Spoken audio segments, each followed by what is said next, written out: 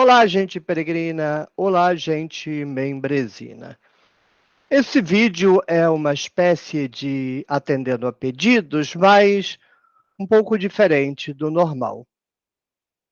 Eu mesmo respondo a todos os comentários do canal. Sendo membro, eu respondo todos os comentários, estão em dia as respostas. E sendo peregrino, mas não membro, eu mesmo respondo, mas eu não estou conseguindo manter rigorosamente em dia todos os comentários. Então, ultimamente eu tenho tentado responder todos o do dia e responder o que ficou para trás por conta da minha crise de Covid. Não estou conseguindo. Num desses comentários, toda semana, literalmente, não é exagero, toda semana, alguém pergunta como eu me tornei um estudioso crítico da Bíblia. Eu já respondi isso em lives no canal do Gontijo, no canal Linha de Divisa, em vários vídeos aqui no canal, sendo que aqui nos vídeos do canal são comentários dentro de um assunto específico. Não há nenhum vídeo aqui no canal, 1.200 vídeos praticamente, contando as lives, em que eu conte a história. Então eu decidi fazer isso porque quando alguém, pela milésima vez, perguntar, eu indico o vídeo gravado. Pronto, isso vai me tirar o desassossego de ter que ficar explicando para a pessoa. Então, o objetivo desse vídeo é contar como é que, de membro de uma igreja batista, eu me tornei um pesquisador crítico da Bíblia. Bem, eu fui educado num lar plurireligioso. Minha mãe era praticante de várias religiões ao mesmo tempo. Várias religiões, excetuando a evangélica, que eu não me recordo de algum dia ter conhecido. E ela costumava me levar a tiracolo, não me recordo se aos outros filhos, mas da minha ida a esses locais, isso eu recordo. Recordo do candomblé e da Umbanda, recordo do centro espírita, recordo do racionalismo cristão, espaços em que, muito criança, eu era levado e ouvia, assistia todas aquelas coisas. Minha própria tia era mãe de santo da Umbanda, e minha tia sempre teve interesse em que os filhos de minha mãe, os sobrinhos dela, entrassem como membros para o centro de Umbanda dela. Mas minha mãe nunca deixou. Minha mãe considerava que quando nós fôssemos maiores de idade, nós decidiríamos o que íamos fazer. Além disso, minha mãe era assídua consumidora de material esotérico, horóscopo, parapsicologia, um monte de coisa. E a casa de minha avó, onde moramos durante um bom tempo, e também em casa de minha tia, onde moramos, e na casa de minha avó emprestada, outra casa para que a gente pudesse morar por um tempo também, eram centros de conversas sobre parapsicologia. Minha mãe, o compadre dela, uma amiga da rua, às vezes meu primo. Então eu passei a minha vida enfiado num universo plurireligioso e esotérico. Não me recordo de pseudociência. Eu acho que pseudociência é uma coisa nova, né? Um modismo novo. Gente envergonhada de lidar com esoterismo e religião inventa que é científico aquilo que de científico não tem nenhum nome.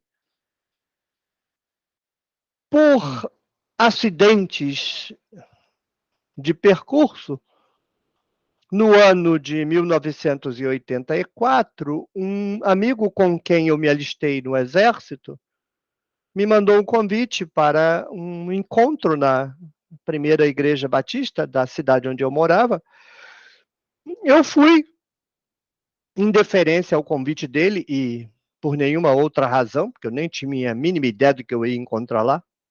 Na verdade, eu não sei bem o que eu fui fazer lá. Era uma época em que eu estava escrevendo muitos contos religiosos, alguma alguma coisa de fundo religioso provavelmente me movimentou.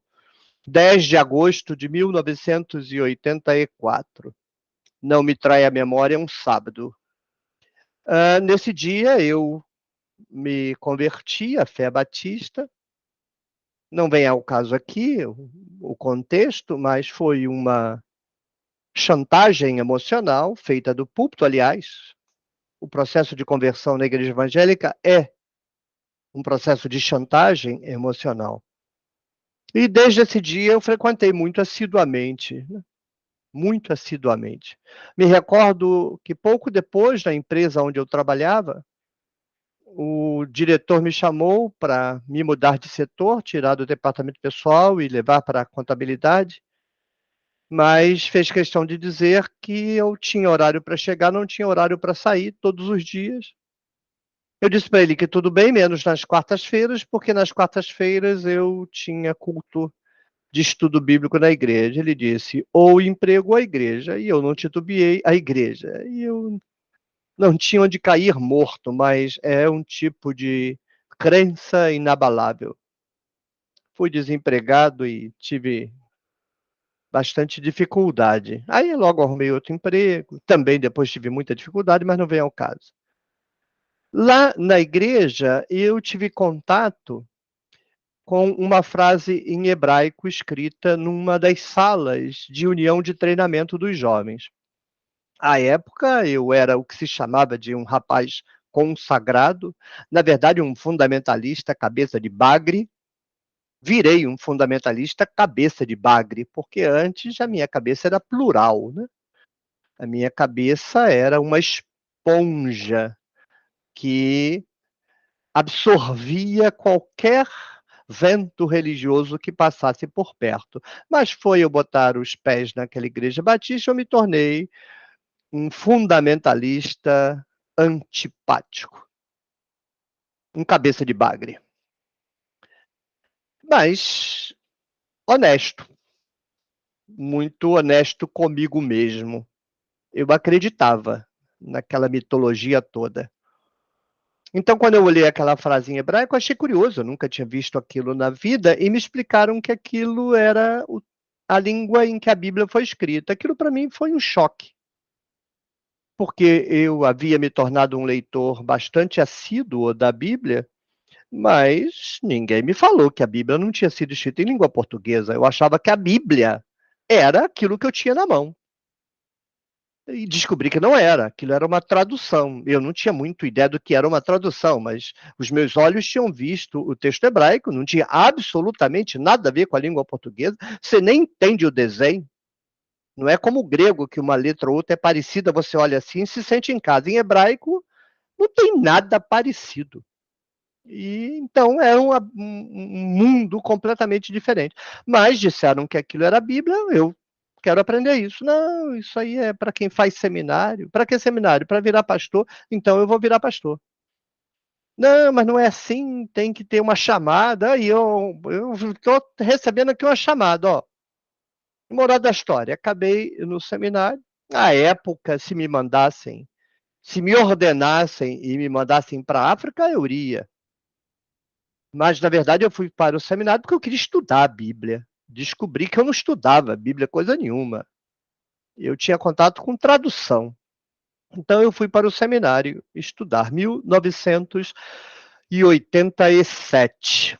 Um ano muito importante, porque foi o ano em que eu entrei para o seminário, o ano em que eu casei e o ano em que eu fui acometido de uma doença gravíssima no meu pé, que me custou 2 anos e meio de muito sofrimento, desemprego, uma situação financeira das piores, na verdade, a pior pela qual eu passei na minha vida, um tormento absoluto. Mas nesse primeiro ano, eu lembro de assistir às aulas lá no campus avançado de Nova Iguaçu, do seminário, eu estudei no Seminário Teológico Batista do Sul do Brasil. E eu me recordo de estudar com o pé enfaixado, assim, numa outra cadeira, um sofrimento danado, foi um sofrimento muito grande. Mas eu devorei os livros emprestados daquele ano, porque eu não podia comprar os livros.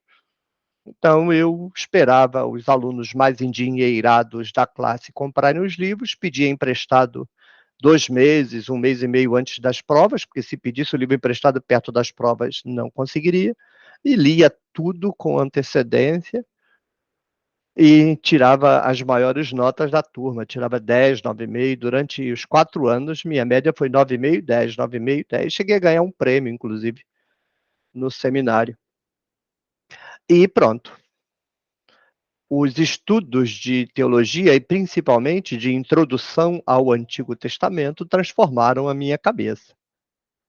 Eu parei 1 ano, 88 eu tive que parar, eu fiquei de cama, não andava, e houve um episódio, não vou dar nome, mas tinha um aluno na turma que trocava comigo, eu estava pelo INSS, não tinha emprego, e de cama, e ele então trocava comigo um escambo. Eu fazia os trabalhos para ele do seminário e em troca ele me dava bolsas de compra. Eu fiz isso e isso me ajudou me manter interessado pelo curso, porque mesmo fora do curso eu estudei. Eu lia os livros para poder fazer os trabalhos para ele.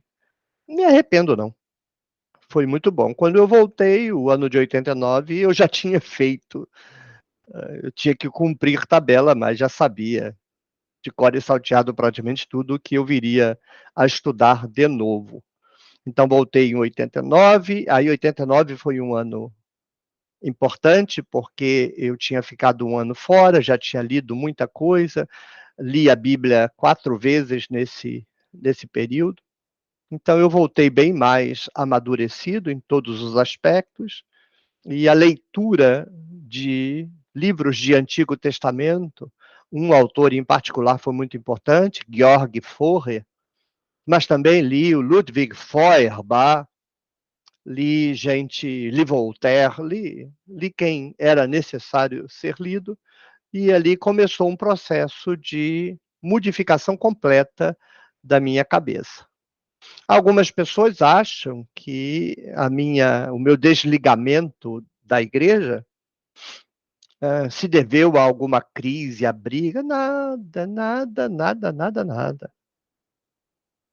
O meu processo de amadurecimento teológico gerou um certo desconforto na comunidade onde eu estava inserido, e isso fez com que eu decidisse sair, porque eu não estava a fim de arrumar confusão para mim nem para ninguém, e a minha presença começava a se tornar incômoda pelo meu discurso, então eu simplesmente saí e fui procurar comunidades onde eu pudesse ser quem eu era ou me esconder. Mas nas comunidades que me conheciam não era possível eu me esconder, porque bastava olhar para mim que já sabiam o que eu pensava, o que eu diria se eu abrisse a boca. Então eu passei um bom tempo, 1 década, escondido em igreja. Eu me tornava membro de uma igreja onde ninguém me conhecia, aí frequentava e não abria a boca. E ao mesmo tempo eu era professor e coordenador do seminário principal da denominação, onde eu escrevia no Jornal Batista. Nunca escamoteei, escondi, disfarcei a minha transformação teológica, sempre fui muito honesto com as pessoas que estavam ao meu redor. Uma vez, inclusive, eu publiquei um artigo, A Invenção do Cristo Celeste, no prólogo de João. Eu era, então, à época, um professor, não me recordo se já coordenador do Seminário Teológico Batista do Sul do Brasil, lá da Tijuca, Rio de Janeiro, e um professor, colega, que depois se tornou coordenador, me disse: Oswaldo, quando você publicar esses artigos assim, muda o título, porque as pessoas vão ler seu texto e não vão entender mesmo, mas com o título você assusta. Eu falei, não, a função do título é contar para as pessoas o que vai dentro, eu não vou me esconder em títulos falsos.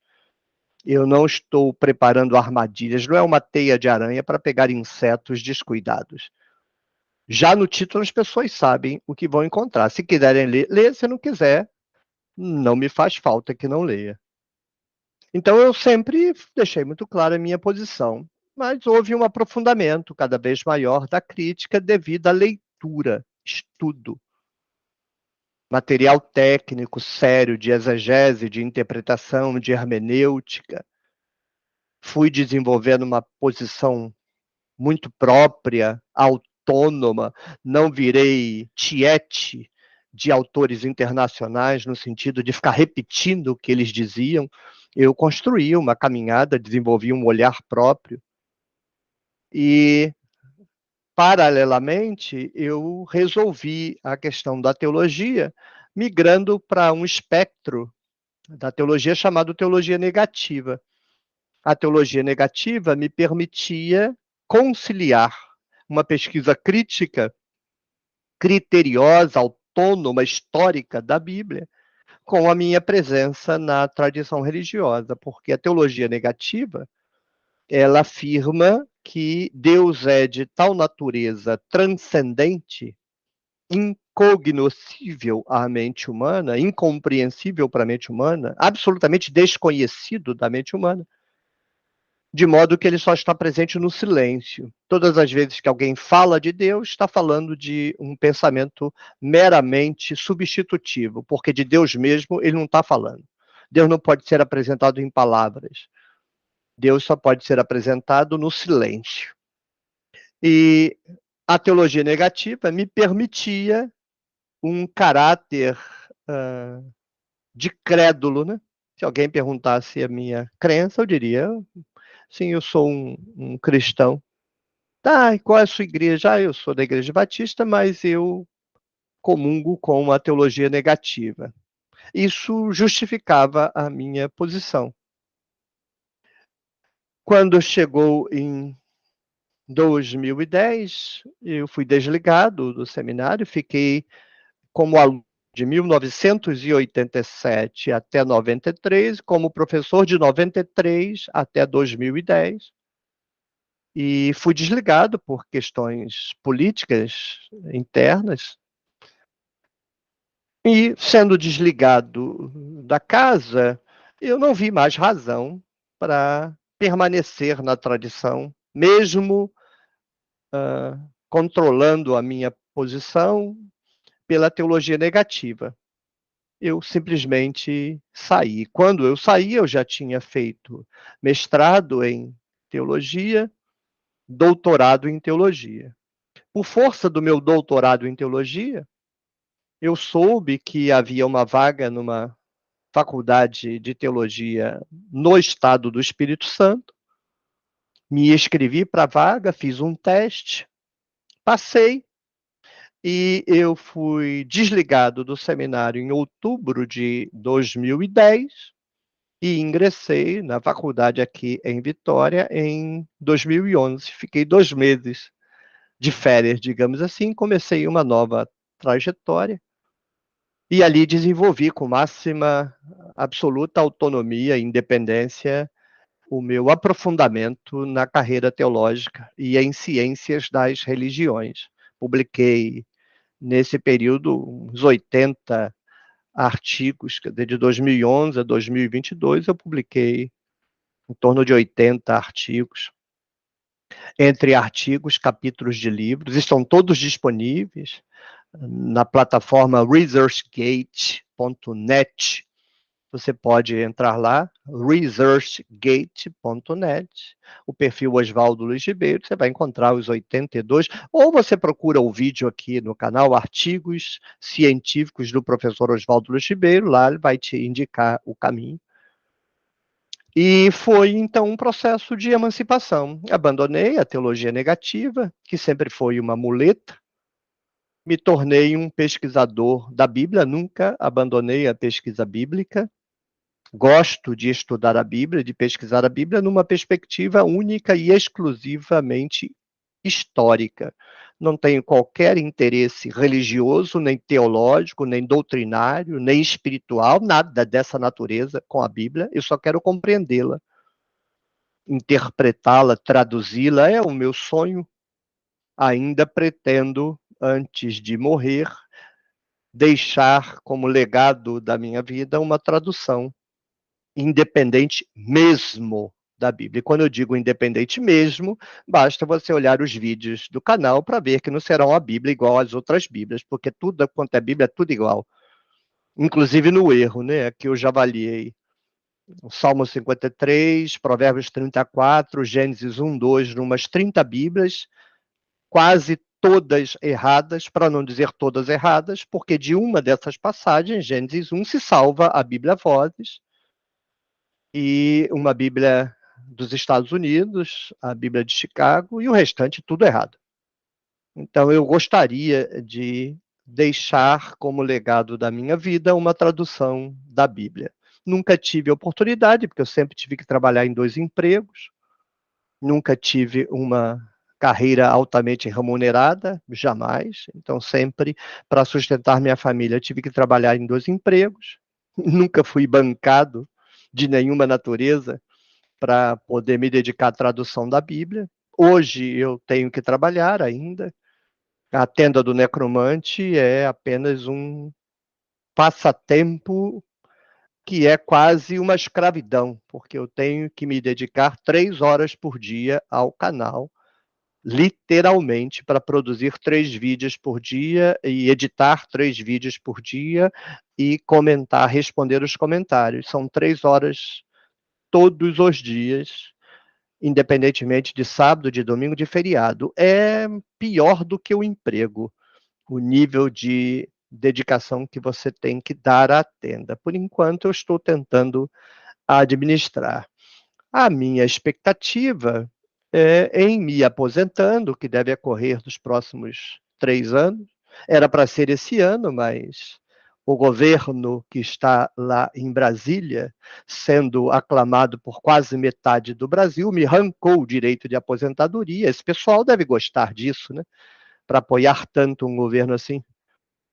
Mas era para eu ter me aposentado esse ano, depois de mais de 37 anos de contribuição, mas esse direito me foi roubado e eu tenho então que trabalhar mais para poder me aposentar. Então, quando eu puder me aposentar, se alguém de Brasília deixar, aí eu então me dedicarei mais à tenda do necromante. E o meu objetivo seria dividir meu tempo entre naquilo que será dedicado a esta tarefa, metade do tempo à tenda do necromante, metade à tradução formal, técnica e impressa da Bíblia. Eu quero produzir uma Bíblia de papel bonita, uma Bíblia espetacular no sentido da, do papel, entende? Da aparência dela, um papel bom, de qualidade e uma tradução boa,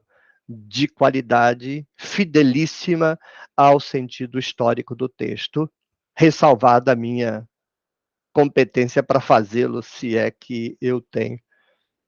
Então, isso é a minha história. Não tem nada de sobrenatural, não tem nenhum enfrentamento, não tem nenhuma briga, foi apenas um processo de amadurecimento intelectual, de desconversão dos mitos religiosos, porque é tudo mito.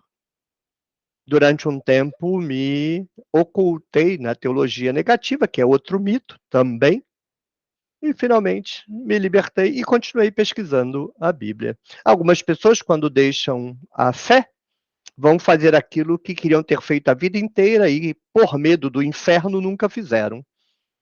Eu nunca deixei de fazer coisas por conta de medo de inferno. Eu nunca fiz as coisas que as pessoas tratam como ameaça do inferno por educação de minha mãe e minha avó. Então, antes de ir para a igreja, eu já era um careta. Quando eu fui para a igreja, continuei careta. E quando eu saí da igreja, isso já faz mais de uma década, continuei careta. Mas antes de ir para a igreja, nunca tinha lido a Bíblia. Depois que eu fui para a igreja, passei a ser um estudioso, um leitor da Bíblia. E quando eu saí, continuo sendo um pesquisador da Bíblia. O que eu deixei é a leitura alucinada, teológica, alegórica, dogmática, ignorante da Bíblia. Porque essa leitura doutrinária da Bíblia só é possível com analfabetismo funcional. Você é capaz de enxergar no texto o que não está no texto. E você enxerga porque a igreja diz que é o que está escrito. Aí você enxerga, mas não está escrito aquilo. Então, eu estudo a Bíblia, me dedico a estudá-la. Eu penso que eu a respeito muito, porque eu me esforço por entender o que os seus autores disseram. Não me interessa o que os pastores dizem, nenhum pastor me interessa. Não me interessa o que os teólogos dizem, não me interessa nenhum teólogo. Não me interessa o que a igreja diz, não me interessa igreja nenhuma. Me interessa o que os autores da Bíblia disseram. E não porque eu quero aprender a como viver lendo a Bíblia, descobrir os segredos da licença. Nada disso, que é tudo gente obscura que escreveu a Bíblia, não sabe nada de coisa nenhuma. Tudo que eles disseram sobre a realidade é engano e mitologia, mas eu quero compreender o que eles pensavam, quero compreender o que eles escreveram. Acho que posso. É o meu direito. Eu farei. Até porque, a julgar pelas traduções que eu estou avaliando aqui no canal, você pode julgar por você mesmo, é só olhar a série A Bíblia Toda verso a verso, os minutos bíblicos. Depender das Bíblias que estão por aí, nós não vamos entender a Bíblia nunca, porque está tudo traduzido errado, pelo menos em relação a Salmo 53, Provérbios 34 e Gênesis 1:2, digo sem susto, está tudo errado, com exceção de uma e meia, o resto não salva nada. Então, quem sabe a crise teológica pela qual eu passei, o aprofundamento cognitivo dentro do curso de teologia, pelo qual eu passei, não seja a condição sine qua non de uma tradução independente da Bíblia. Se for isso, se eu tiver tempo, se eu tiver condições, deixarei esse legado. Se não, morro, como todos morrem. E alguém, em algum tempo, talvez o faça. Porque nós precisamos de uma Bíblia traduzida direito. Ah, precisamos. Não para usar na igreja, porque na igreja qualquer Bíblia serve, mas para compreendê-la, quem sabe pela primeira vez na vida. Não vou dizer se você gostou, né? Porque é um depoimento. Estou fazendo isso para ver se param de me perguntar. E se alguém perguntar, eu coloco o link lá e a pessoa assiste a explicação. Porque toda semana tem gente me perguntando. Então, está feito aqui o meu depoimento no meu canal, porque eu já tinha feito depoimento fora e aqui especificamente não. Então, eu vou dar o título, por que me tornei um pesquisador crítico da Bíblia. Pronto. Se alguém perguntar, eu indico o vídeo. Obrigado por sua paciência, obrigado por seu apoio, obrigado por sua presença. Até o próximo vídeo. Tchau, tchau.